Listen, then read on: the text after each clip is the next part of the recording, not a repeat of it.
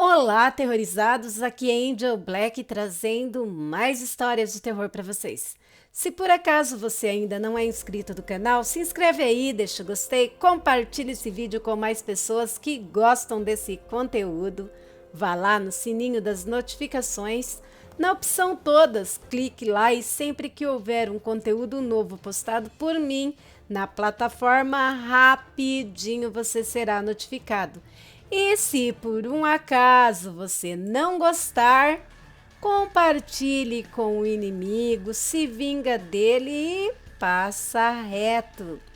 Bem, recados dados, vamos dar prosseguimento trazendo a primeira história de hoje. Mas antes de iniciar a história, quero deixar um aviso.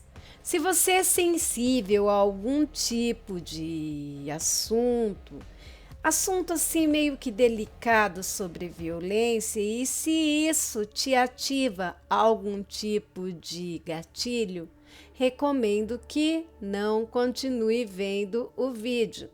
E esse primeiro relato também não é bom crianças ouvirem, é um conteúdo de terror. Vamos lá? Esse foi postado por Reze Antes de Dormir, no grupo Casos de Assombração, intitulado Violência. Ele sempre fazia isso. Às vezes era um bom pai e outras um monstro. Ele colocava eu e a minha irmã tremendo de medo. Ele ia beber e depois nos batia. Ficava irritado e nos batia. Não, eu não podia deixar isso voltar a acontecer. Eu não podia deixar esse monstro voltar a tocar em nós. Ele já fez isso várias vezes, mesmo estando sóbrio. Nos jogar nas paredes. Sim, ele nos jogava nas paredes com tudo. Ele era muito mau, mas dentro de mim tinha algo pior, muito pior. Sempre desejei sangue. Sempre quis saber como era penetrá-lo com uma faca, mas não tinha motivos, pois ele era meu pai. Ele chegou de novo e não se aguentava em pé. Pegou a minha irmã pelos cabelos, jogou ela na parede. Automaticamente meus pés correram até a cozinha. Tinha uma faca perfeita. Eu era enfermeira, sabia exatamente onde atingi-lo para que ele não morresse, para que não causasse nenhum ferimento mais grave. Mas na minha cabeça, uma voz me dizia: isso acaba hoje. Cheguei em frente a ele e gritei para ele nos deixar em paz. Ele me deu um tapa. Eu quase perdi os sentidos, mas tinha algo quente dentro de mim, uma raiva infinita, um ódio tão profundo que nasceu em mim, uma força sobrenatural, um desejo de sangue. Já não era eu, era ódio, raiva e vingança. A violência gerou violência. Eu peguei a faca que já estava no chão. Ele olhou para mim e sorriu, pronto a me atacar. Minha irmã puxou as pernas dele e ele caiu. E ela gritou para que eu fosse pedir ajuda, mas não. Nem um passo fora de casa eu dei. Me pus em cima dele e esfaqueei seu abdômen, cortei sua garganta, esfaqueei-o tanto, mas tanto, que as tripas dele já se viam. Cortei com tanto prazer. Eu queria ver o que ele tinha por dentro, do que era feito aquele homem tão cruel. Minha irmã olhou para mim e dizia: "Para! Ele já está morto. Para!" Mas eu não ligava. Continuei enfiando a faca nele, retirando cada órgão da zona abdominal, até deixar ele vazio, oco por dentro. Minha irmã me olhou nos olhos e disse: "Eu não sei quem é você. Você não é a minha irmã." Olhei para as minhas mãos cobertas de sangue. Não me sentia eu mais. Estava gostando tanto que eu não parei. Fonte: Banda do Terror. Muitas crianças crescem sofrendo na mão de monstros genitores que se julgam pais. Mas esses monstros podem estar gerando outros monstros. Violência gera violência. Já pude ver isso bem de perto. E aí, meus aterrorizados, o que acharam da história? Deixem aí seus comentários, sempre com respeito, que é o que eu sempre peço para vocês. E agora vamos para mais uma história. E esse próximo relato aqui eu vi num grupo. Vou contar de maneira anônima para não comprometer a pessoa que passou por tal situação. Vamos lá? Vi uma história de uma moça sobre lobisomem e vim contar a que conheço. Também nunca presenciei, mas essa história é da minha família. A tia do meu pai, cigana, irmã da minha avó, seguiu pela mesma direção da minha avó.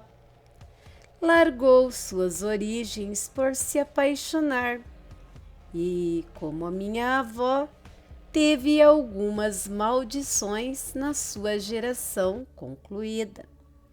A tia do meu pai teve 12 filhos, como a minha avó. 2 primeiros e os 2 últimos morreram. A última gestação era de trigêmeos. Todos meninos, mas 2 desses meninos nasceram mortos. Apesar de já terem se desenvolvido, eram muito magros e fracos. Não resistiram ao parto. Já o terceiro era forte, mas não era gordo e resistiu. JC sempre foi uma criança muito tranquila. Nunca deu trabalho para a tia do meu pai. Desde pequeno ficava praticamente o dia todo na cama, quietinho, porque eram muitos filhos para minha avó cuidar. Desde o primeiro dia de vida até o seu primeiro ano, Ele tinha só uma questão, que batia o horário de meia-noite e esse bebê entrava em desespero, chorando. Na época foi procurado muitas benzedeiras, crendo que podia ser refluxo ou olho gordo. Ele foi crescendo, sempre muito distante. Ele é vivo e eu o conheço. Bom, quando fez 19 anos, a minha tia-avó deu uma grande festa na chácara, porque o último filho dela havia vingado e chegado à sua maioridade. O último filho que ainda estava em casa. Era um dever cumprido. Deu-se a festa, muitas pessoas vieram. A família do meu pai é muito grande. Ao terminar a festa, a mãe e as tias do mesmo ajudaram com a bagunça. Já à noite, as irmãs da minha tia-avó foram embora, mas uma das irmãs dela, minha avó, ficou porque já era tarde. E lá para fora não tinha iluminação nas ruas, pousando lá. Minha avó, apesar de ter sido obrigada a abandonar a sua comunidade, ela nunca negou suas origens e os seus costumes e dons. Ao deitar, sentiu de abrir o oráculo no chão do quarto. Colocou uma coberta no chão e colocou as cartas. Já era tarde. Por volta das 0 horas, também conhecido como meia-noite. O rapaz começou a gritar, como se tivesse com muita dor. Todos ouviram e foram em direção ao quarto dele. Quando abriram a porta, ele saiu correndo muito rápido e abriu a porta da cozinha e saiu correndo em direção ao celeiro. A mãe dele saiu correndo atrás do filho no escuro mesmo. E quando ia indo, viu que as galinhas estavam todas soltas. E as galinhas gritavam muito. Correndo, o esposo dela chegou com o tal Lampião. E olhando para dentro do galinheiro, viu o menino no chão se debatendo. Como o pai e mãe obviamente quiseram acudir o filho, mas minha avó segurou eles, impedindo. Quando o pai dele iniciou uma discussão com a minha avó, nesse segundo, por cima do ombro de minha avó, eles viram que o JC não estava mais lá. Mas um cachorro grande, quase do tamanho de uma geladeira. Todos correram, menos a mãe dele, que ficou e foi atrás do cachorrão. E foi nesse momento que o meu tio-avô se deu conta da falta da esposa e pegou uma espingarda e foi atrás da esposa dele, armado, e a minha avó logo atrás, se mijando de medo. Ao chegar lá, nem a mãe dele e ele estavam, mas se ouvia a mãe dele chamando ele em direção à estrada. A mãe chorando de joelhos no chão, muito assustada. Quando minha avó grita em direção à plantação de mandioca e pergunta: "Ô, compadre, você quer sal? Passa lá em casa amanhã para eu te alcançar." No meio da plantação, ouve-se um berro, como de dor muito grande. Quando o cachorro se machuca, sabe?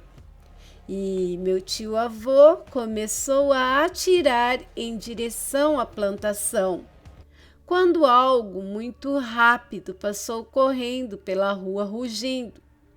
Naquela época, telefone nem era cogitado em um dia existir.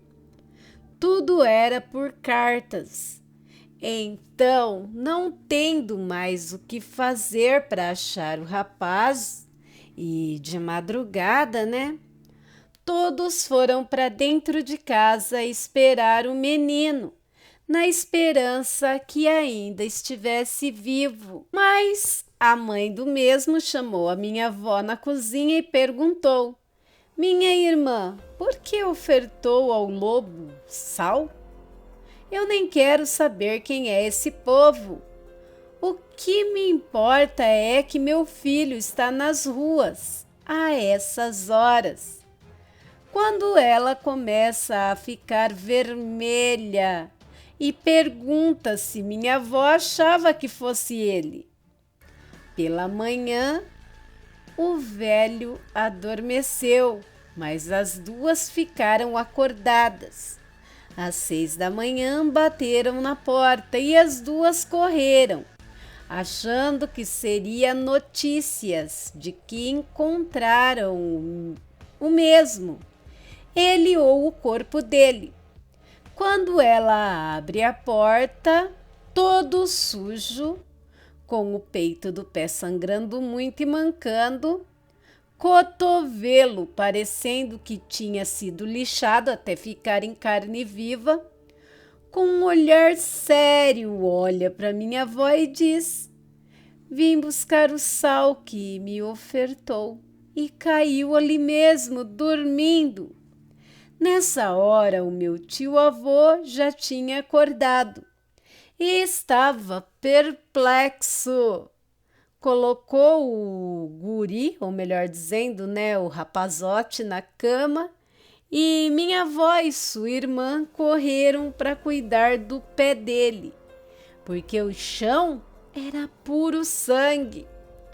Quando uma olha para a outra num desespero, chorando, se abraça. E o jovem pergunta o que houve, como se não soubesse de nada do que estava acontecendo.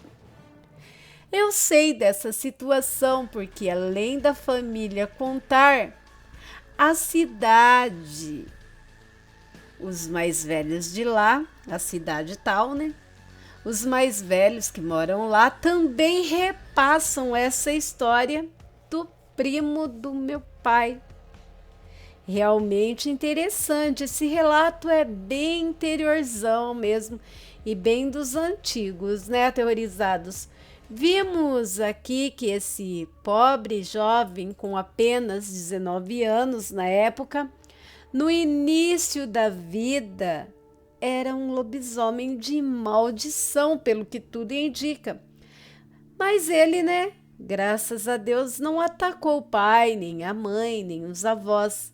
Ele simplesmente saía correr, sabe lá Deus para onde, e no outro dia voltava sem saber o que tinha feito. Agora o problema é, né, o que ele fazia nesses apagões? Aqui não foi relatado, mas é um lobisomem de maldição e sem consciência. Deixem aí suas opiniões nos comentários, com respeito sempre é o que eu peço, meus aterrorizados. E se você não for inscrito, se inscreva no canal, deixa o like, compartilhe esse vídeo com mais pessoas que também gostam, né, do nosso tipo de conteúdo. Digo nosso porque é nosso, meu, seu, de todos os aterrorizados. Não esqueçam de ativar o sininho das notificações na opção todas, hein? E sempre que eu postar algo novo aqui na plataforma, você vai ser assim, ó, rapidinho notificado. Se você quiser ser um patrocinador, um colaborador do canal, pode estar fazendo pelo Superchat, Super Stickers, Valeu e até mesmo via Pix. A chave do mesmo vai estar na descrição do vídeo também, no primeiro comentário. Toda ajuda será muito bem-vinda e eu agradeço de coração. Se você tem uma história, um conto, um relato e queira estar compartilhando conosco, será uma honra estar aqui narrando. Se você quiser manter o anonimato, escreva isso no seu relato e eu garanto que nem você nem os outros envolvidos irão aparecer. Se quer ter o seu relato narrado em formato de conto, será um prazer fazê-lo. E se você quer que eu divulgue o seu trabalho, como vlog, livro, página, grupo, canal, enfim, ficarei muito honrada em fazê-lo. Meus amores, o e-mail do canal é luçonjavermelha@gmail.com. Tudo em letrinhas minúsculas e estará anexado na descrição do vídeo e também no primeiro comentário. Na descrição do vídeo você vai achar muita coisa legal, assim como também nas playlists do canal, que está recheada de vídeo. Você pode também prestigiar os outros canais da Angel e me seguir nas outras redes sociais. Aliás, é muito bom estar com vocês. Quero agradecer a todos os canais parceiros, grupos, páginas e vlogs que me ajudam e muito na criação e na divulgação do meu trabalho. Principalmente quero agradecer a todos vocês, meus aterrorizados. É para vocês e por vocês que faço o meu trabalho com muito amor e carinho. Bem, meus amigos, por hoje é só. Fiquem com Deus e até um próximo vídeo.